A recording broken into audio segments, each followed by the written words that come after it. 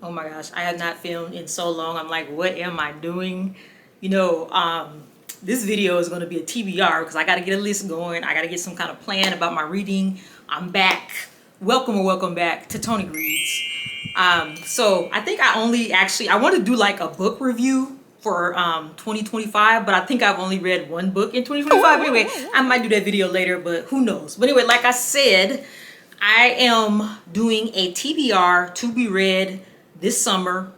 I'm gonna go a little bit outside of the box of what my normal thing. You guys know I mostly just read Freida, Riley Sager, Noelle Ely, couple others, whatever. Those are like my favorites, whatever. I'm gonna read some of those too, but I want to kind of step out and get into some other authors. But of course, they're all still gonna be thrillers.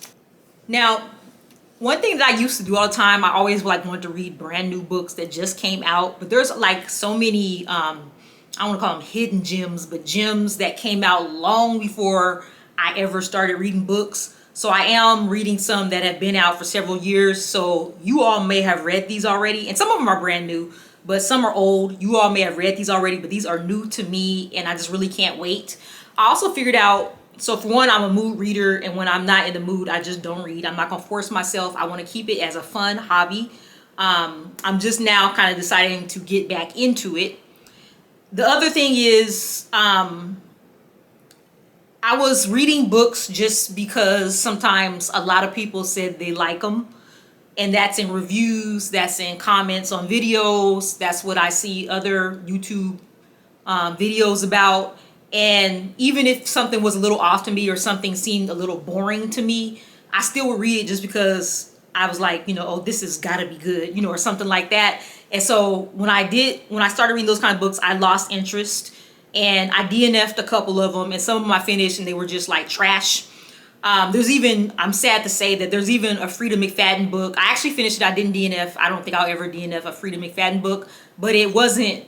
I'll tell you what it was. It was The Crash. That book just was not good to me. I'm really, I won't say I'm disappointed. For everybody makes like a bad book or whatever. That just wasn't one of her best books, and it wasn't one of my favorite books at all. It probably doesn't even make, I don't know if I've read 20 books, but it definitely doesn't make my top 20. But anyway, let's forget all that. Let's just, I'm like sitting here yapping and stuff because I haven't been on camera in so long. I'm like, what am I doing? What am I supposed to be doing or whatever? So I'm just trying to like let everything out that I've been wanting to say like the past 6 months. But my TBR. So I want to tell you guys how I pick my TBRs. There's no rhyme or reason really to it. And one thing I am going to try to do, I might make a video on that. I am going to use AI to pick some books for me to read based on what I really like and themes that I like. But I didn't do that this time. What I do when I don't go to Goodreads. I'm trying not to look at other booktubers videos or anything like that. I will, if my sister recommends a book to me, I'll probably read it because she knows me better than anybody else in the whole world. And she knows what I like. And then the other thing I just do, literally this is what I do. I just go to Amazon. I'll type in a book that I've read that I really loved, like something from Freida McFadden or somebody else. And then you know how it'll recommend some books you may like or something like that. That's what I do because this whole book thing is still like overwhelming to me. And so it would just be too much for me to just go looking, when I just type in thriller books or whatever, it's too much. So that's how I kind of narrow it down. If I do it, whatever, depending on the day, it'll give me different options and all that kind of stuff. And sometimes I go down a rabbit hole, like it'll be books you may like, and I'll pick one of those, and then it'll say some more books you may like or whatever, however it words it, and then I'll pick those, and that's how I do it. I might do it out of a jar one day or something like that. I might ask you guys to pick some books for me to read or whatever. I do ask for recommendations a lot too, and I have gone by recommendations in the past. But yeah, there's no real, fancy way I do it. I just go to Amazon, basically. So here's my list of books that I'm gonna try to read this summer. And this is not in any particular order. And these actually, I read them on what they're supposed to be about, the summary, and I was like, there was no mediocre kind of feeling about it. I'm like, oh my gosh, I gotta read this. Like really excitement. And it takes a lot to make me excited. So I'm really excited to read these books because at first glance, it made me get excited. But anyway, the first one is called On a Quiet Street, and is by, I'd never heard of this author ever in my life. I don't even know if she's new or not. Her name is Serafina Nova Glass. She has other books. It's on Amazon. It's an editor's pick. I don't always go by that, but hey, that's a plus if it is. A lot of people have read this book already. I'm like late to the party. So this book is actually, it came out in May of 2022, which, so it's not too old. It's 320 pages. That's another thing. If you have not watched any of my videos before, I'm gonna tell you right now. I'm gonna inform you. I do not like long books. That's why I've never touched a Stephen King book before. I like short. What my sister told me, he does have a couple short ones, like Carrie might be short or whatever. But I don't like big old thick novels. I could never read a Harry Potter book or anything like that. I like around 300 and some pages. Actually, preferably less than 300, but like 350. And sometimes if it sounds really, really good, I'll go beyond that. But this book has 320 pages, and that's really less. That is like a sweet spot for me. So I'm like, okay, ding, ding, ding. This is one I'm going to check out. But anyway, so it is about, there's also, I don't know, this is not, I don't want to use the word trope. I'm trying to sound like I'm all like a, experienced book reader or something like that, trope or something like that. My sister always says that. I guess this is, but I don't only read books that are from where I'm from, which is Washington State. I don't live there anymore, but I'm from Washington State. So if a book is based in Washington, it kind of like makes me interested in reading it, or somewhere that I've been that I'm familiar with, so I can kind of like relate to the story. Another thing I'm gonna tell you up front that I really, really like, there's two other things. I guess it's a trope, or I don't know, theme, whatever. I like things that have an office setting or about work or something like that. Also, books that are like about roommates. I know that might seem kind of weird or whatever, but something about that I really like. I like movies like that too. But anyway, so it says, who wouldn't want to live in Brighton Hills? This exclusive community on the Oregon coast is a perfect mix of luxury and natural beauty. Stunning houses nestled beneath mighty Douglas firs and lush backyards roll down to the lakefront. It's the kind of place where neighbors look out for one another, sometimes a little too closely. I like things about nosy neighbors. Not stalking is kind of gone maybe a little too far. I kind of like stalking a little bit, but it's more about like nosy people that are snooping around and stuff. I like that kind of storyline. Cora thinks her husband Finn is cheating. She just needs to catch him in the act. That's where Paige comes in. Paige lost her son in a hit and run last year, and she's drowning in the kind of grief that makes people do reckless things like spying on the locals. That's spying. Searching for proof that her son's death was no accident, and agreeing to Cora's plan to reveal what kind of man Finn really is. All the while, their reclusive new neighbor, Georgia, is acting more strangely every day. But what could such a lovely young mother possibly be hiding? So I guess Georgia is the lovely young mother, I guess. But anyway, this one, like they call it heart pounding, all that kind of stuff. They kind of say that for a lot of stuff, but I'm a sucker for that. When you say it's heart pounding or you don't want to put it down, page turning, all that kind of stuff, that makes me more interested in the story. And also, the word unput downable, they say.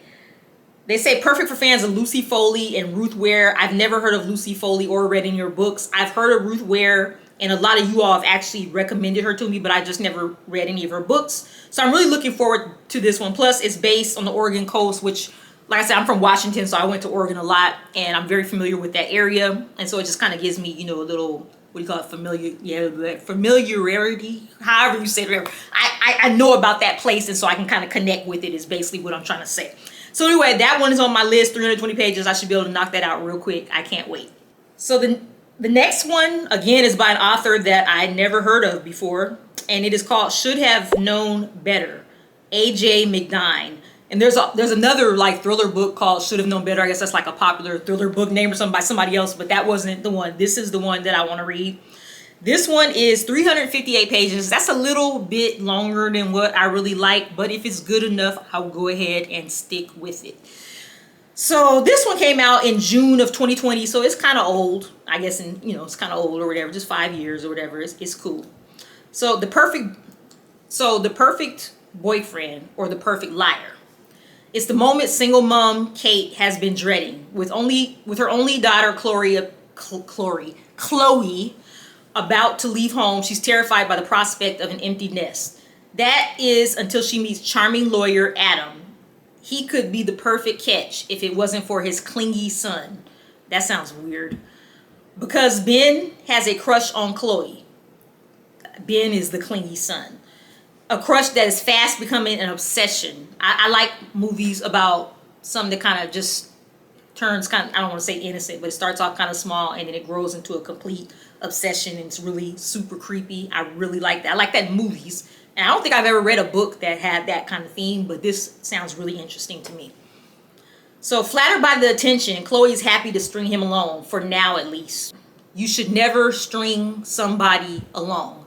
That is what gets people killed all the time in books and movies. I don't understand why people want to play with something like that. Anyway, but Kate can see the danger signs, even if her daughter can't. And when Chloe's life begins, what? I'm kind of confused. Oh, Kate is the mom. Okay. And when Chloe's life begins spiraling out of control, I'm confused on the people. With only daughter Chloe. Yes. I'm getting confused myself. Chloe's daughter, Kate is the mom. Okay. But Kate, the mom, can see the danger signs even if her daughter can't. When Chloe's life begins spiraling out of control, Kate must make a choice. Trust her instincts or lose her daughter forever. I mean, they're just saying it's suspenseful, riveting, of course, a creepy obsession. Like I said, I like creepy obsessions. Secrets and lies, well-executed thriller. You will not put this one down. You know, all that kind of stuff. They said lock the doors, turn off your mobile, and settle into your favorite chair. I don't know if any book I've ever read made me have to go. I mean, I keep my door locked anyway, but I don't even have to go check it because they're never that like scary to me. But anyway, that's beside the point. So yeah, she should have known better. She should have known better by A.J. McFadden. Okay, the next one is called Lie, Lie, Truth by James Cain. I think I've heard of him before. This one, let's see, came out. This is a new one. It came out May 7th, this past May 7th, 2025. And you guys, forget that it's brand new. I don't even care about that. Well, you know what? It's only 268 pages. I thought the other one was good and short. This is like, I think this might be one of the shortest books I ever read. Second shortest. I already know what the shortest book was and it was dumb. But anyway, 268 pages. That is music to my ears. I've never heard of James Cain. I don't know if I said that already, but I like the cover of this book. It looks like, I can't tell if that's a child's hand or a grown-up or whatever, but they're holding some little scary looking teddy bear. Now, teddy bear doesn't have a mean face or anything, but like in movies and stuff, when teddy bears are involved, you know there's going to be some trouble. So, let's see. Father had one rule: never go in his basement office, ever. My dad, Dennis Kempman, had his quirks, but was respected in our small town. That was until children began disappearing and he became the main suspect.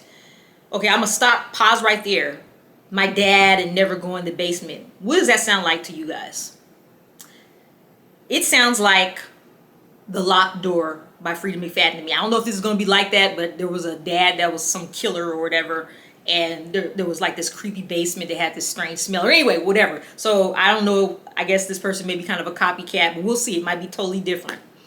I started to believe what others were saying. My father was a killer. Then it happens again. A little girl disappears in a similar way the others were taken. Everything I thought I knew is revealed to be a lie. But as I unraveled the deception and deceit that the town was hiding, I realized the truth is much worse. And the truth comes with a deadly price. This sounds really good, but I will say he's not giving that much information on what, it's kind of obvious. Okay, the dad is, I guess, suspected or whatever, a serial killer or whatever, and he has the daughter and blah, blah, blah, secrets, lies, and all that kind of stuff. But he's not like, I like the theme of it because something about a serial killer or kidnapper or whatever and a daughter, and it's her dad. But outside of that, there's nothing really else for me to go by. But I just thought it looked interesting because I'd never heard of this or heard of this author before, so I wanted to check it out. They say this author, James Cain, loves writing fast-paced psychological thrillers with twists that will shock you. And I like to be shocked. I'm not shocked that often. It's actually kind of hard to shock me. So if this book, the twist shocks me, I'm going to be a very happy person. I will definitely check out more of his books. Okay, the next book is something the theme of the book is very different, but I've heard of this author before, Jennifer, I don't know if it's Hillier or Hillier. It's called Wonderland. This just caught my attention. I don't even really remember why. I'm a little disappointed on one thing though. It has 432 pages. This book gonna have to be real good for me to stick with that. 400, if this is 400, that's even too much. 432 though, this going to have to be a page turner, as they call it, for sure. This book, this is pretty new. It came out March 11th, 2025. So, let's see. It says, by day, Wonderland is a magical amusement park boasting a certain retro charm. Now, like I told you guys, books attract me if they're like relatable to me. And I love amusement parks, like love them. I don't get on a lot of rides, but I like stuff like Universal Studios and Disney World and stuff where you don't have to get on the rides in order to have all the fun. Or you can get on some of the rides. I'm not going to get into that story about me and amusement parks. But anyway, I can relate to this. So excited children, it says retro charm, which makes it, if it's retro, it's kind of creepy. Excited children, hands sticky with cotton candy, run frenetically from ride to ride while the tinkling music of the oldest Ferris wheel in the Pacific Northwest fills the air. Pacific Northwest, again, I'm from Washington. It's relatable. But behind the scenes, the rides need repairs. I would tell you why I said I don't get on ride lot, because when you really look, them things be old and rusty and just, you hear, if you stand by them, you hear all that noise and stuff. I'm too old to be dealing with that foolishness. I ain't got time to be playing like that, so I don't do all those kind of rides anymore. I do some of the fancier stuff that's at like Disney World and stuff like that, but I don't know, just little ghetto amusement park. I don't do that anymore. The oldest Ferris wheel in the Pacific Northwest fills the air, but behind the scenes, the rides needs repairs, and the clown museum is filled with a lot more than just wax figures. I don't do clowns. Like, it's hard to scare me, but clowns, I don't care. It could be Ronald McDonald. It can be Homie the Clown. I don't care. I do not like clowns. They're not funny to me. They're just weird. And in all movies, when you see a clown, there's trouble.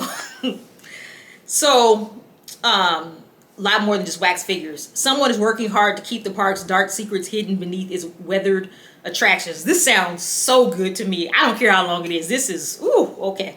Vanessa Castro's first day as deputy police chief of Seaside, Washington is off to a bang. The unidentifiable homeless man riding inside the tiny town's main tourist attraction is strange enough, but now a teenage employee is missing. Oh. Clues lead Vanessa into a mysterious web of missing persons cases that goes back decades. She moved to Seaside to escape her own scandalous past. But has she brought her family to the center of insidious killer's twisted game? Filled with fast-paced chills and a shocking, bloody finale. A bloody finale? I'd say the thrillers that I read, there's not a whole lot of like blood and gore. I'd probably say like All the Sinners Bleed was probably one of the worst ones. As far as that, the other ones, they just kind of like fade to black. They say a man was standing there with a knife and then it just fades, and it happened or whatever. But bloody finale. Wonderland is top of the line thriller writing. You better call in sick because you're not going anywhere until you finish reading it. Oh, and you might want to lock the door too. Say that again, just to be safe. This sounds good to me, and I hope they make a movie out of this. I hope I love it. I don't want to be disappointed. I'm so hyped up right now, but I really hope this sounds like it would make a really good movie. So yeah, Wonderland. I might read that one first. I don't know. Okay, but anyway, last but not least, like I said, I'm not going in any kind of order or anything. This one is called The Roommate, because I told you guys I love books about roommates, and it's by Kirsten Modglin, whatever, however you pronounce that. For those of you thriller lovers, you probably know who she is because I've heard of her before. I just don't think I've read any of her books. This one makes me happy. Now we're coming back down now. This one has 284 pages. That is right in line with what I need. This one's a little old. It came out February 24th, 2021. Who cares though? So he thought his life couldn't get any worse. Wesley Gates is down on his luck. He's drowning in debt. His demanding career isn't letting up. And to top it all off, after years of ignoring their failing marriage, his wife has had enough. I like books where people are down and look. I don't want to read about rich people all the time and, living in luxury and all these rich people problems. I don't want just regular down to earth broke people. I like that. Heartbroken and in desperate need of a place to stay while he gives his wife the space she's asked for, Wes is shocked when he runs into a familiar face from his past. As they catch up, Wes quickly learns his old classmate has an extra room and a non-existent social life. Sounds like a weirdo. He can't help feeling grateful to spend time with someone who remembers who he was during their glory days long before his life fell apart. So when Elias offers to rent out his spare bedroom, it seems like the answer to all Wes's problems. Wes takes his old friend up on the offer without hesitation. Living with someone you barely know is better than living with a stranger, isn't it? I can tell you right now, that is not necessarily true at all. But soon Wes realizes moving in with Elias may have been a mistake. Between the wild mood swings, strange occurrences, and total disregard for his new roommate's privacy, Wes begins to wonder if Elias will be his savior or his worst nightmare. I love it. When his wife reveals devastating news that destroys the final bit of shaky ground Wes was standing on, his new roommate may be all he has left. Maybe that's what Elias wanted in the first place. Or maybe it's all in Wes's head. Elias invited him in. Will Wes ever be able to leave? That sounds good. Kirsten Modulin or whatever is a #1 best-selling author of psychological thrillers. I know I've heard of her before. I'm pretty positive you guys have recommended some of her books, but I don't think I've read anything from her yet. But anyway, I am so excited. Somebody said Modulin at her most sinister. I like that.